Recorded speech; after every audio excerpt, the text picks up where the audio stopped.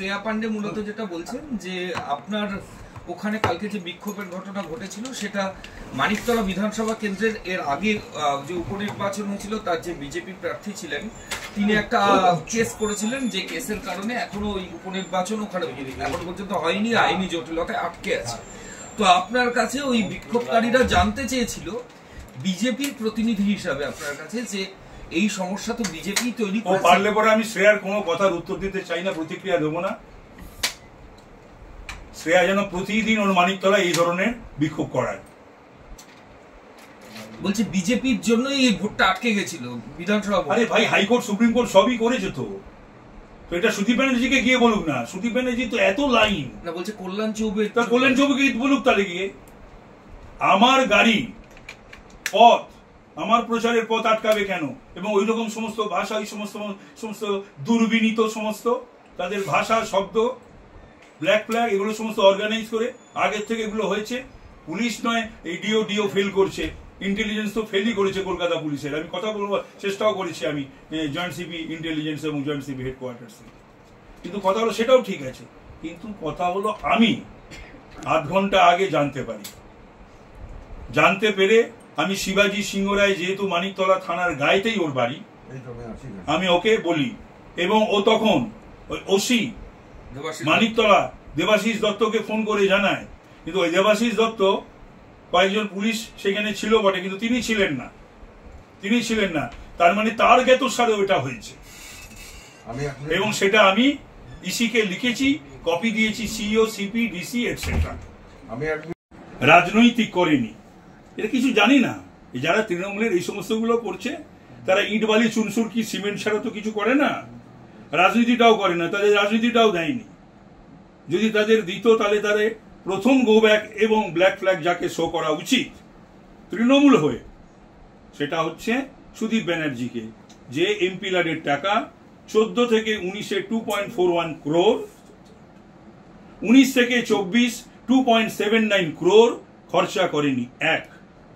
এখন জাহ্নবী যমুনা বিগলিত করুণা কলকাতা উত্তরের তৃণমূলের যারা উগ্র সমর্থক বা ভোটার, তাদের কাছে আমার আবেদন, একবারও উত্তর কলকাতাকে নিয়ে 5 বছরে প্রশ্ন করার সময় পাননি। তার বিরুদ্ধে গো ব্যাক, ব্ল্যাক ফ্ল্যাগ শোনা করে আমায় করা হচ্ছে। যে উপস্থিতির হারও যার কম, গম্ভীরভাবে বলে আমি তৃণমূলের সংসদীয় দলের নেতা, উপস্থিতি নেই, প্রাইভেট বিল নেই, বিতর্ক নেই। এর কারণ আপনারা জানেন। এই যে কিছু বলতে চাই না, এই বাংলা নিয়ে এখন বিপ্লব করবে, বাংলার বঞ্চনা নিয়ে। একটা বারও বাংলার বঞ্চনা নিয়ে কোনো প্রশ্ন আছে? নেই।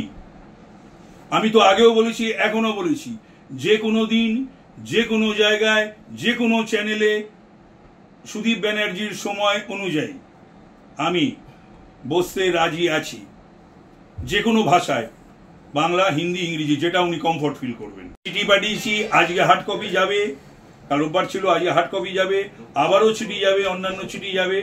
সেগুলো সমস্ত আমার অফিস থেকে খুবই সিরিয়াসলি এন্ড সিনসিয়ারলি মেনটেন হচ্ছে। আশা করব যে এই সমস্ত, অন্য কোনো কিছু ব্যাপার না, মানুষ যে দলকে চাইবে, মানুষ যে প্রার্থীকে চাইবে, সেই প্রার্থী যাবে। তৃণমূল তো এই স্লোগান দিয়ে এসেছিল, এগুলো করছে কেন, এগুলো হচ্ছে কেন? এগুলো তো তৃণমূল সরকারে রয়েছে, দেখা উচিত, দল হিসাবেও দেখা উচিত। আপনি যে ওয়ার্ডে গতকাল প্রচারে গিয়েছিলেন, 14 নম্বর ওয়ার্ড, একটা কান পাতলে শোনা যায় যে সেই ওয়ার্ডের কাউন্সিলরের সঙ্গে শ্রেয়া পান্ডে দুটো লবি কাজ করে, কার্যত কি হারবে বলে। সে মরুগে যা, কি কাজ হচ্ছে না করছে আমার দেখার দরকার নেই। তবে আমি এটা বলবো যে আমি তখন প্রেসিডেন্ট ছিলাম এই জেলার।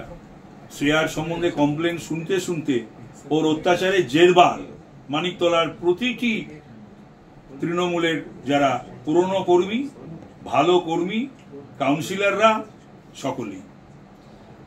একটা লাস্ট কোয়েশ্চেনটা বুঝলেন, সেটা হচ্ছে যে প্রচারের প্রক্রিয়া চলছে আর কিছুদিন পর ইলেকশন। আপনার কি মনে হচ্ছে যে উত্তর কলকাতায় সুদীপ ব্যানার্জি যেরকম পোটেনশিয়াল নিয়ে শুরু করেছিলেন, সেই জায়গা থেকে প্রচার যত এগোচ্ছে? আমি জানি না, ওর কোনো পোটেনশিয়ালিটি কোনোদিন ছিল না। তুমি আবার পোটেনশিয়াল বলছো, ওর আবার পোটেনশিয়ালিটি কি? ও হচ্ছে একজন প্যারাজাইট পলিটিশিয়ান। কি ভয় পাচ্ছে? ও একজন প্যারাসাইট পলিটিশিয়ান। একে ধরে তাকে ধরে, ওর ধুতির খুঁট, এর শাড়ির খুঁট, এর ঘাড়ে, এর মাথায়, এর কাঁধে, এর পিঠে চড়ে পলিটিক্স করেছে। প্রথমে প্রিয়দা, এখন মমতা ব্যানার্জি, মাঝখানে কিছুদিন প্রণব মুখার্জি আর সোমেন মিত্র। ব্যক্তিগত জীবনে কোনো আন্দোলনের প্রণয়, জীবনের প্রথম পদ যদি কারুর, ওই অত অল্প বয়সে আবার গর্ব করে বলে জীবনের প্রথম পদ কখনো যুব কংগ্রেসের সভাপতি হয়? ঠিক বাছা বেঁচেছিলেন একদম প্রিয়রঞ্জন দাসবংশী, চোখ ছিল তো ঠিক বেঁচেছিলেন। তার আগে কোনো পদ নেই, এটা মানুষের জীবনের প্রথম পদ। আমাদের তো একটা সিঁড়ি ভাঙতে ভাঙতে ভাঙতে, ডবল করে ভাঙতে ভাঙতে একটা গলির নেতা থেকে, চাপাতলা ফার্স্ট বাইলেন থেকে বাংলায়, একটা কলেজের সিআর থেকে ছাত্র পরিষদের প্রেসিডেন্ট, তারপরে এতবারের এমএলএ, এতবারের কাউন্সিলর, এতগুলো পদ রাজ্য কেন্দ্রীয় পর্যায়ে। আপনাকে আমি 10টা প্রশ্ন করব ওনাকে, তারপর মানুষের ওপর ছেড়ে দেবো কাকে সমর্থন করবেন, কাকে সমর্থন করবেন না। তবে একটা কথা বলি, সুদীপ ব্যানার্জি আর শ্রেয়া পান্ডের একটা জায়গায় মিল আছে, দুজনেই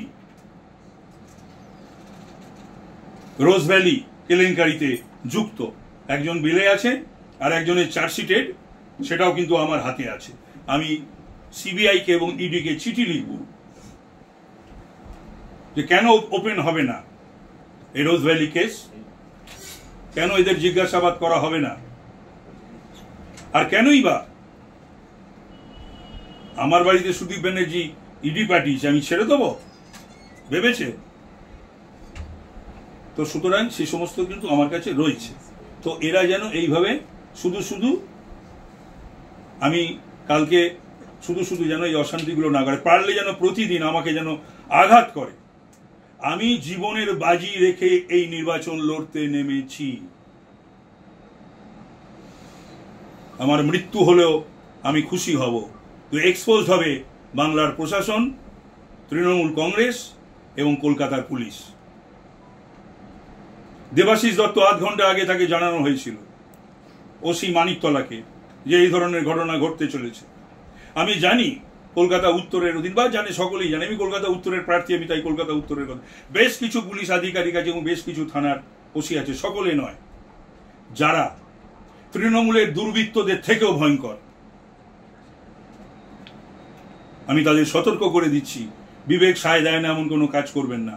বাড়িতে ফিরে গিয়ে নিশ্চয়ই তো মা, বাবা, স্ত্রী, ছেলে মেয়ের সম্মুখীন হতে হয়। তারা আপনাদের এই কাজকর্ম, কালকে যেটা করলো মানিকতলার পুলিশ বা মানিকতলার ওসি, আমি তাকে ধিক্কার জানাই। আমি চেষ্টা করেছি, আমি সমস্ত জায়গায় ইসি থেকে শুরু করে সিইও, সিপি, ডিসির সঙ্গে আমার কথা হয়েছে। সিপিকে আমি 2বার ফোন করেছি, পাইনি। চেষ্টা করব দেখা করার। হার্ড কপিও যাবে, সফট কপি গেছে সকলের কাছে, হার্ড কপি যাবে। এই ধরনের পুলিশ অফিসারদের নির্বাচনের দিক দায়িত্বে থাকা বা রাখা উচিত নয় বলে আমি মনে করি।